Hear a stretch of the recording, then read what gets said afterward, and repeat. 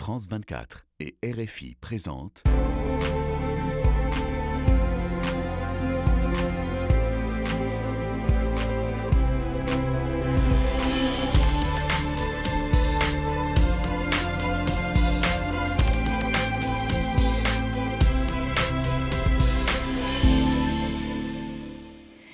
Bonjour à tous, merci de nous rejoindre pour Ici l'Europe.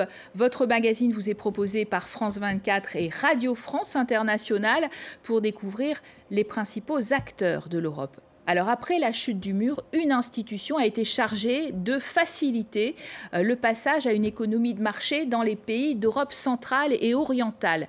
La Banque européenne pour la reconstruction et le développement, la BERD, est détenue par l'Union européenne, la Banque européenne d'investissement et surtout 72 pays, dont d'ailleurs l'Ukraine, la Russie, la Chine, les États-Unis. Elle finance des projets dans 37 pays à l'est, donc on le disait, de l'Europe. Et cette semaine, nous vous proposons de rejoindre depuis Londres, son siège social, sa présidente, une présidente française, Odile Renaud-Bassot. Bonjour. Bonjour. Vous avez été directrice générale adjointe de la Caisse des dépôts, une grande institution financière française publique, et puis divers postes d'ailleurs jusqu'à la Commission européenne. Vous connaissez un petit peu Bruxelles en effet. Depuis sa création en 91, votre banque a investi 210 milliards d'euros et l'an dernier, vous avez d'ailleurs atteint un chiffre record de 16,6 milliards. Dans quel pays d'abord et quel type de projet ? Alors, on investit dans les pays de l'Europe de l'Est, mais aussi un pays comme l'Ukraine, des pays de l'ancien bloc soviétique de l'Asie centrale, les pays du Caucase, donc Arménie, Géorgie, Azerbaïdjan, et depuis 2012, les pays du nord de la Méditerranée, donc Égypte, Maroc, Tunisie, mais aussi Jordanie, et dans les mois qui viennent, nous allons commencer à investir dans quelques pays d'Afrique subsaharienne. Plus de 75% de nos investissements sont dans le secteur privé, finançant des entreprises locales, des PME locales, soit directement, soit en passant par des institutions financières, des banques locales, mais aussi des projets d'investisseurs étrangers dans ces pays. Et la moitié de nos investissements ont un effet positif sur l'environnement, le climat, la réduction des émissions de gaz à effet de serre, par exemple. Et beaucoup de nos investissements, 45% de nos investissements, ont aussi une composante pour faciliter l'intégration des femmes dans l'entrepreneuriat, le soutien de femmes entrepreneurs ou leur participation à la vie professionnelle. Vous targuez d'investir dans la transition verte et les projets liés au genre. Or, on sait que les États-Unis, qui sont vos contributeurs pour 10% du capital, sont totalement opposés sous l'administration Trump à tout investissement sur ces sujets qui ne les intéressent pas, voire les rebutent. Ça vous pose problème ? Alors, on vient d'adopter notre stratégie qui a été adoptée par nos actionnaires, dans lequel je pense qu'il y a un accord pour dire qu'il faut développer l'accès à l'énergie pour l'ensemble des pays. Et dans l'accès à l'énergie, aujourd'hui, les solutions de renouvelables, le développement des énergies solaires, le développement des énergies éoliennes est aujourd'hui très compétitif par rapport à d'autres sources d'énergie. Donc en fait, quand on développe de nouveaux projets d'investissement, ça fait beaucoup de sens économique de développer ce type de projet. En ce qui concerne les questions de soutien aux projets pour les femmes, là aussi, il y a un consensus de nos actionnaires sur l'importance de la participation des femmes à la vie économique, l'importance de l'inclusion et de développer des entreprises, de créer des emplois aussi pour des femmes entrepreneurs. Donc il y a des sujets des discussions avec nos différents actionnaires sur les cibles, certains investissements, mais il y a quand même une très bonne base de consensus sur ces priorités que j'ai indiquées. Alors, je le disais en introduction, la BERD, donc votre banque, était à l'origine dédiée à développer, après 91, le rattrapage économique des Européens de l'Est qu'on avait laissé derrière le mur pendant toutes ces années, leur passage donc à l'économie de marché. La mission, vous considérez qu'elle a été réussie quand vous voyez l'état de leurs infrastructures, la tendance à la corruption et à se tourner même vers des solutions populistes. On pense aux élections roumaines, polonaises récentes.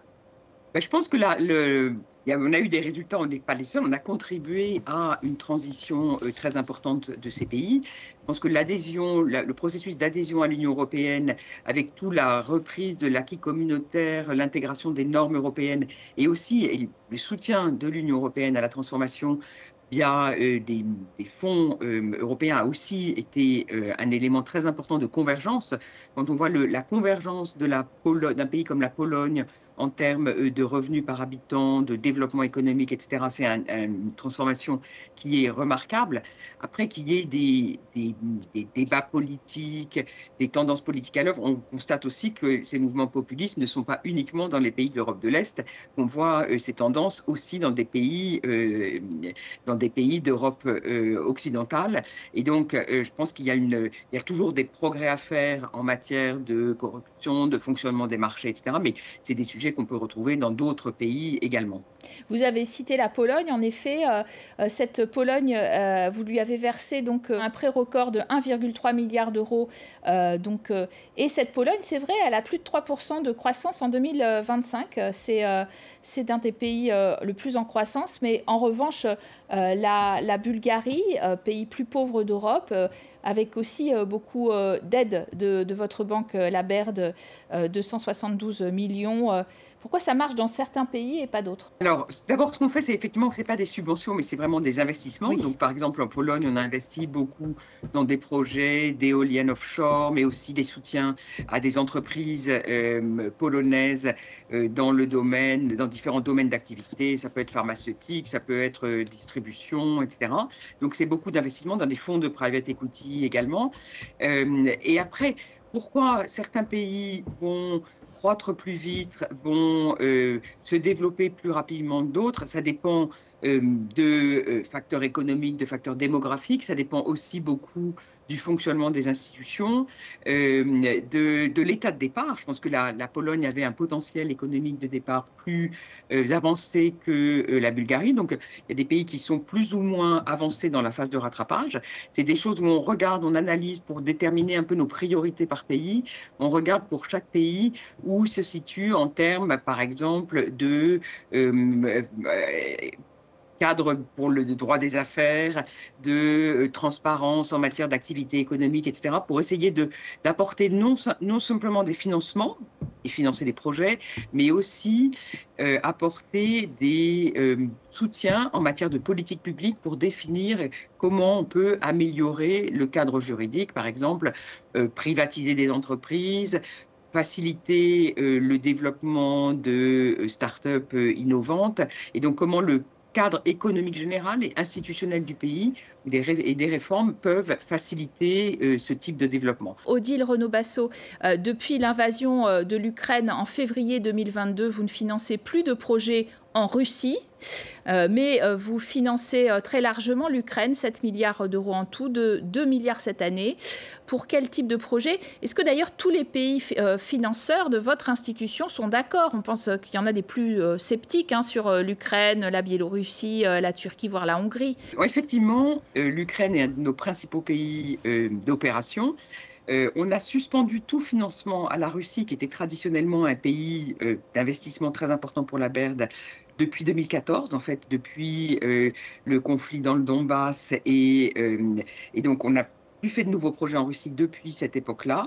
Mais on a formalisé cette décision et suspendu tout versement en Russie et en Biélorussie depuis 2022.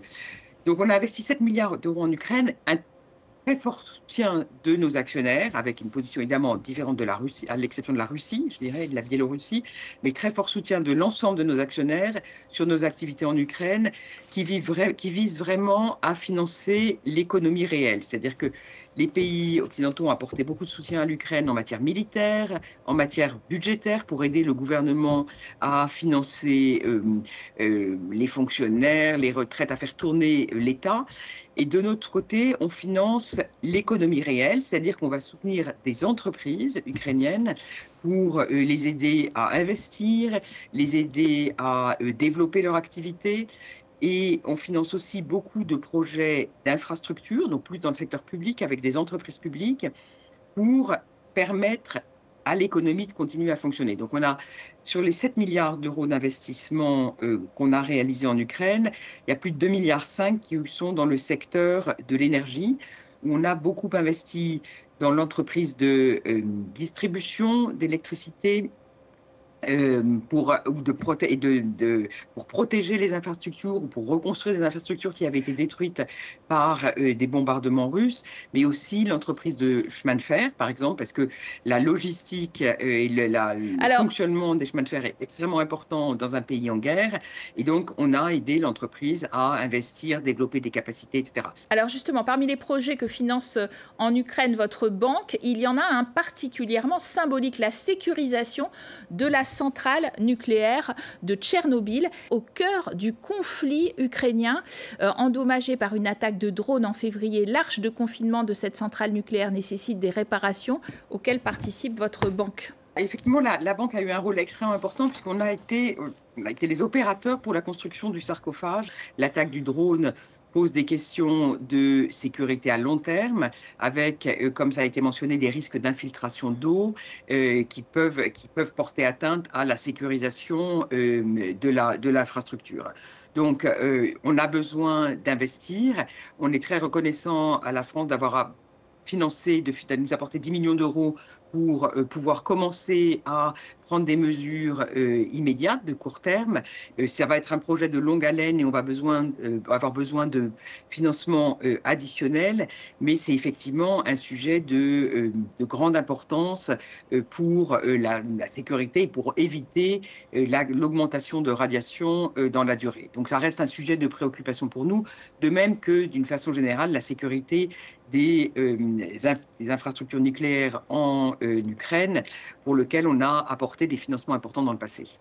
Alors les Ukrainiens dépendent beaucoup des Américains, aux 3/4 pour leur armement. Les Européens vont financer en priorité des projets à application militaire fabriqués par des Européens, selon un système d'ailleurs de préférence européenne. Est-ce que, à la Baird, cela vous concerne particulièrement de savoir si on finance européen? Alors nous, on n'intervient pas dans le financement d'équipements militaires, hein, parce qu'on est une banque multilatérale avec des actionnaires très diversifiés. Ce qui est important, c'est d'abord d'apporter un soutien militaire rapide à l'Ukraine, parce que les besoins sont immédiats. Et je pense qu'il est important pour l'Europe à long terme de construire aussi sa capacité, de renforcer ses capacités militaires dans un univers, dans un monde où les tensions géopolitiques sont clairement accrues et où avoir une capacité de réaction et de défense est extrêmement important. Odile Renaud-Basso, au fil du temps, votre banque s'est un peu éloignée, vous le mentionnez, de l'Europe de l'Est et a investi très largement sur le continent africain et sur d'autres continents. Par exemple, on est aussi en plein conflit du côté d'Israël et de Gaza et la banque apporte un soutien au secteur privé en Cisjordanie, notamment par une prise de participation dans la Banque de Palestine dans un contexte de conflit, je le disais, au Moyen-Orient. Comment investir à ce moment-là et dans ces conditions-là? Effectivement, on investit en Cisjordanie et pour soutenir le secteur privé et l'activité des opérateurs économiques en Cisjordanie. J'ai visité nos opérations, etc. Et on aide, par exemple, donc on a investi dans la Banque de Palestine qui joue un rôle en matière d'accès aux services financiers, de financement du tissu économique, des PME, mais aussi des ménages très importants pour que les gens puissent continuer à travailler, à se financer, à exporter, etc. Et donc, on travaille avec cette banque, on travaille aussi avec des institutions de microcrédit et on soutient, par exemple, des entreprises dans le domaine pharmaceutique où vous avez pas mal de PME qui peuvent avoir besoin de financement dans un contexte économique très difficile et qu'on continue à soutenir. Et ça fait partie de notre mission en termes d'évidemment, mesure toujours le risque. On a parfois des garanties, on bénéficie parfois de garanties. Ça a été le cas en Ukraine, mais aussi en Cisjordanie, on peut bénéficier de garanties de l'Union européenne ou de nos actionnaires bilatéraux. La France nous a apporté des garanties importantes pour nos activités en Ukraine, qui permet de réduire le risque pour la banque en tant que telle, mais ça fait aussi partie de mandat d'une banque publiques de développement de soutenir des pays et le secteur privé dans des situations particulièrement difficiles. Alors On a précisément, continué de soutenir, par exemple, aussi au Liban, pardon, le Liban a été dans une situation très difficile pendant depuis plusieurs années. On continue d'intervenir pour soutenir les échanges commerciaux et les flux commerciaux entre le Liban et des pays extérieurs. alors justement, vous investissez très largement en Afrique. Le Bénin, la Côte d'Ivoire, le Nigeria seront effectivement des pays bénéficiaires de la Banque européenne de reconstruction et de développement à partir de juillet. Est-ce que c'est parce qu'ils ont adhéré au tour de table de la BERD? Et là, vous parliez aussi du fait que vous financiez essentiellement le secteur privé. Est-ce que c'est pour éventuellement contourner des problématiques de mauvaise gouvernance? Alors, je crois que le mandat de la banque sur le développement du secteur privé, c'est l'idée que c'est très important pour qu'un pays prospère, crée des emplois, etc., d'avoir un secteur privé dynamique. Et donc, en fait, pouvoir intervenir comme une banque en soutenant le secteur privé, ça fait vraiment partie de stratégies de développement dans l'ensemble des pays en développement. Et on voit aujourd'hui de plus en plus de banques multilatérales d'ailleurs se tourner vers ce modèle et mesurer l'importance du secteur privé. Donc c'était le mandat d'origine de la banque. Compte tenu du succès des réussites qu'on a pu avoir dans les pays dans lesquels on intervenait historiquement, les actionnaires ont décidé de nous donner la possibilité d'intervenir dans des pays d'Afrique subsaharienne où justement, compte tenu des enjeux démographiques, compte tenu du besoin de croissance économique et du besoin de transition économique, le rôle du secteur privé va être absolument essentiel. D'où ce nouveau mandat qu'on va commencer à mettre en œuvre. On n'a pas encore commencé à investir dans ces pays et qu'on va déployer en travaillant avec les entreprises locales, les institutions financières locales et des investisseurs étrangers investissant dans ces pays. Merci à vous, Merci. Odile Merci. Renaud-Basso, d'avoir été notre invitée aujourd'hui. Merci à vous de nous avoir suivis sur France 24 et Radio France Internationale. L'actualité continue sur nos chaînes. Rendez-vous la semaine prochaine pour Ici l'Europe.